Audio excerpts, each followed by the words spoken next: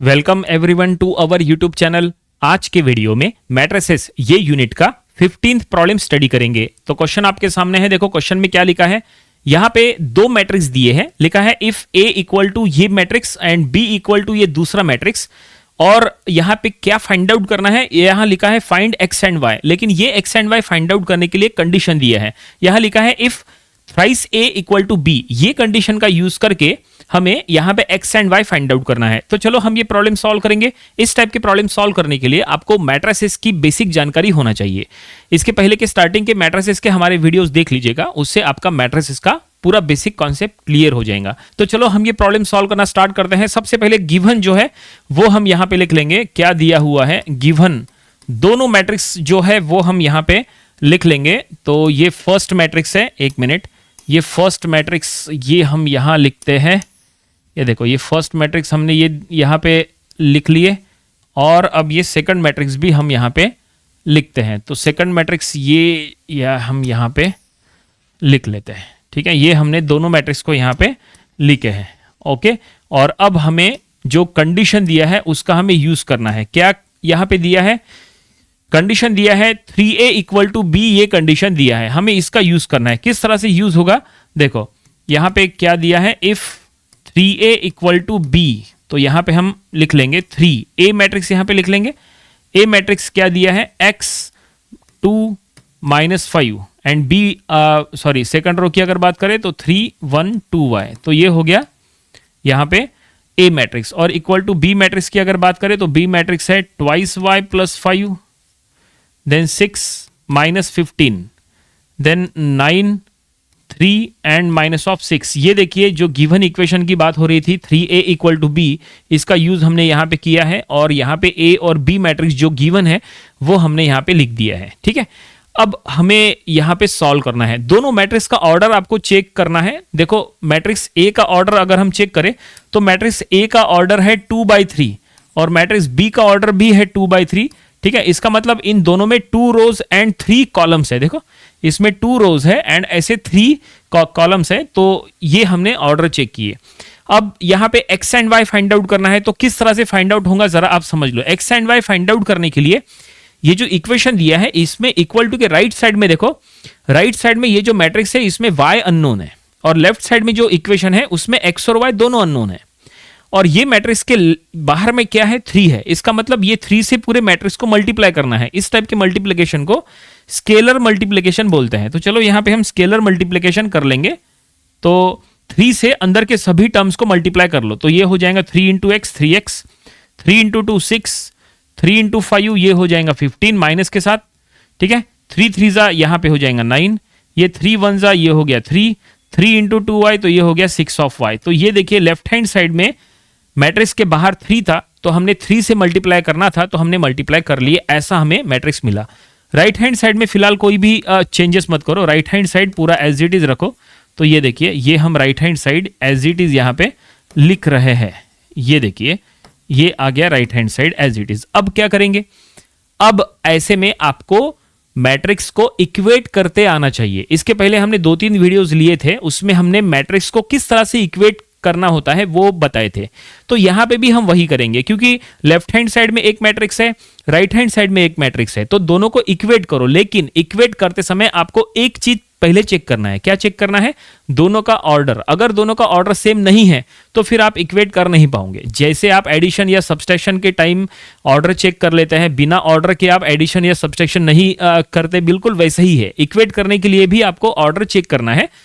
तो दोनों का ऑर्डर यहां पे सेम है, हमने पहले ही चेक कर लिया है। 2/3 दोनों का ऑर्डर है, मतलब दोनों इक्वेट हो सकते हैं। अब यहां पे सभी के सभी टर्म्स को इक्वेट मत करो, कुछ स्पेशल टर्म्स जो रहेंगे ना सिर्फ उन्हीं को इक्वेट करो, क्योंकि हमें x and Y find out करना है। और हर टर्म में एक्स एंड वाई है क्या, नहीं है। सभी टर्म में एक्स एंड वाई नहीं है, सिर्फ कुछ 1 2 3 टर्म्स जो है उसमें सिर्फ एक्स एंड वाई है। तो कहां कहां पे है एक्स एंड वाई, तो अगर हम कंपेयर करें तो यहां पे हम स्टेटमेंट में लिख लेंगे equating both side, equating both side, दोनों साइड को इक्वेट करो, दोनों मैट्रिक्स को इक्वेट करो।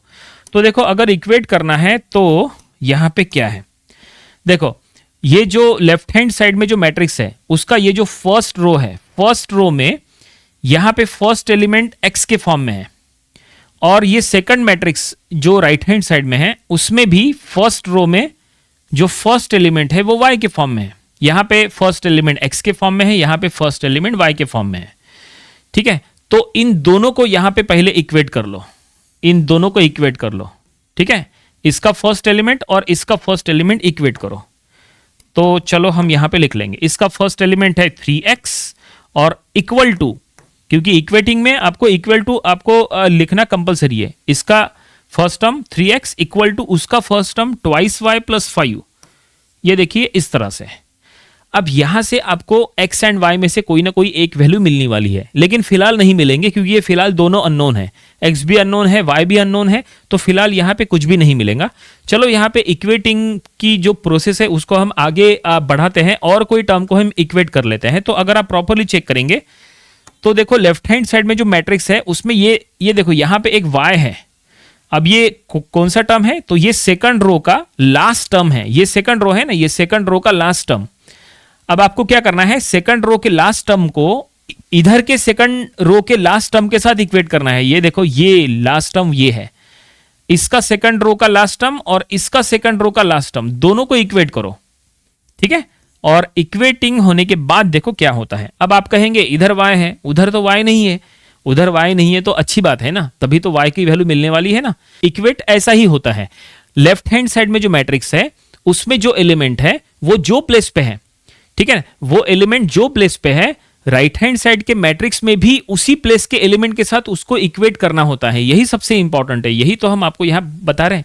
ठीक है, तो ये फर्स्ट रो का फर्स्ट एलिमेंट इधर के फर्स्ट रो के फर्स्ट एलिमेंट के साथ इक्वेट होगा, चाहे फिर उसमें कितने भी अननोन हो, नोन हो या अननोन हो, उससे कोई फर्क नहीं पड़ेगा। फर्स्ट एलिमेंट को फर्स्ट एलिमेंट के साथ इक्वेट करना है। और अब यहां पे सेकंड रो के लास्ट एलिमेंट को इधर के सेकंड रो के लास्ट एलिमेंट के साथ हम इक्वेट कर रहे हैं, ये सबसे इंपॉर्टेंट है। तो देखो इक्वेट करने के बाद ये क्या होता है, तो यहां पे है 6y और इधर में है -6। ठीक है, हो गया। दोनों साइड में जो जो चीजें हमें इक्वेट करना था हमने इक्वेट कर लिया, बाकी अब कोई भी नंबर को इक्वेट करके कोई फायदा नहीं है।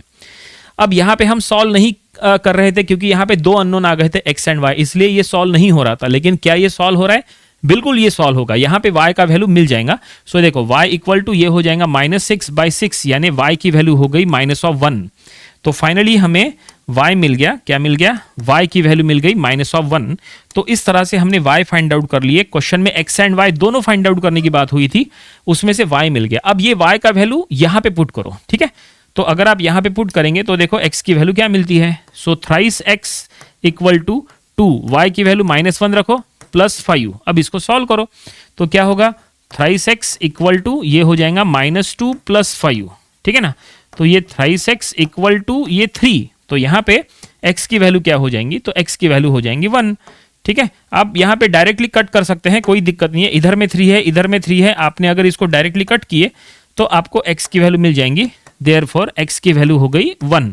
तो इस तरह से ये हमने x भी फाइंड आउट कर लिए। क्वेश्चन में x and y find out करने के लिए कहा था, x and y find out कर लिए और फाइनली प्रॉब्लम यहीं पे कंप्लीट हो गया। थोड़ा सा छोटा कर लेते हैं और यहाँ पे सेट कर लेते हैं ताकि ये पूरा सॉल्यूशन आपको दिखाई दे। देखिए ये पूरा सॉल्यूशन आपके सामने है।